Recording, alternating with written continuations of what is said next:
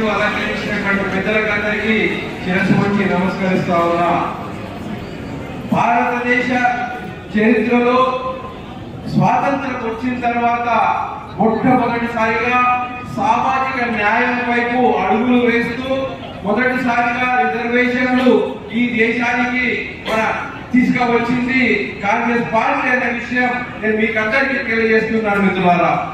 ఆ రోజు పండిత్ జవహర్ లాల్ నెహ్రూ నుంచి తీసుకుంటే మరి ప్రతి కాంగ్రెస్ ప్రధానమంత్రి ఇక్కడ ఉన్న మన్మోహన్ సింగ్ వరకు బీసీల వైపు, వెనుకబడిన జాతుల వైపు, బడుగు వర్గాల వైపు మొగ్గు చూపుతూ వారికి ప్రాతినిధ్యం వహించాలి, అన్ని రంగాలతో పాటు రాజకీయంగా కూడా ప్రాతినిధ్యం వహించాలని చెప్పేసి సదుద్దేశంతో సామాజిక న్యాయం కోసం పోరాటం చేసినటువంటి చరిత్ర కాంగ్రెస్ పార్టీ ఉందని చెప్పేసి మరి ఒకసారి తెలియజేస్తా ఉన్నా మిత్రులారా.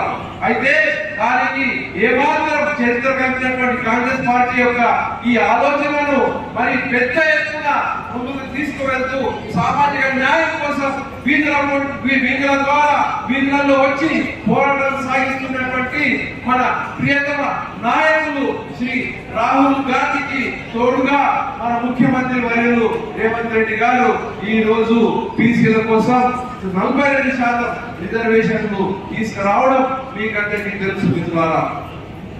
కాంగ్రెస్ పార్టీ ప్రతి అంశంలో, ప్రతి విధానంలో కూడా వెనుకబడిన వర్గాలకు, బడుగు వర్గాలకు తగినటువంటి న్యాయం చేయాలని చెప్పే దిశగా పరిగెడుతున్న విషయం మీకు అందరికీ తెలుసు. ఈ రోజు మన మధ్య ఉన్నటువంటి మన నాయకుడు, మన కాంగ్రెస్ పార్టీ రాష్ట్ర రథసారథి మహేష్ అన్న కూడా బీసీ వర్గానికి చెందిన వాడన్న విషయం మనకందరికీ గర్వకారణం అని చెప్పి తెలియజేస్తున్నా. మిత్రులారా, ఈ రోజు మనము ఇక్కడ భూమికున్నటువంటి అంశం మీకు అందరికీ తెలుసు. ఈ నెల 15వ తేదీ నాడు బీసీల యొక్క ఆత్మగౌరవానికి సంబంధించినటువంటి సభ ఏర్పాట్ల కొరకు ఈ సన్నాహం చేస్తున్నటువంటి సభ ఇది. అయితే మన బీజేపీ ప్రభుత్వం చేస్తున్నటువంటి డొంక తిరుగుడు వాళ్ళ లక్షణాన్ని మనం ఈ రోజు ఈ సభ ద్వారా దేశం మొత్తం అందరికీ చాటి చెప్పాల్సిన అవసరం ఉంది. మన యొక్క వాయిస్, మన యొక్క నినాదాలు, మన యొక్క గుండె చప్పులు ఢిల్లీ వరకు అందరికి వెళ్ళి మన యొక్క బీసీ యొక్క డొంక తిరుగుడు విధానాలు, బీజేపీ ప్రభుత్వం యొక్క డొంక తిరుగుడు విధానాలు ప్రజలందరూ తెలియజేయాల్సిన అవసరం ఉన్నది.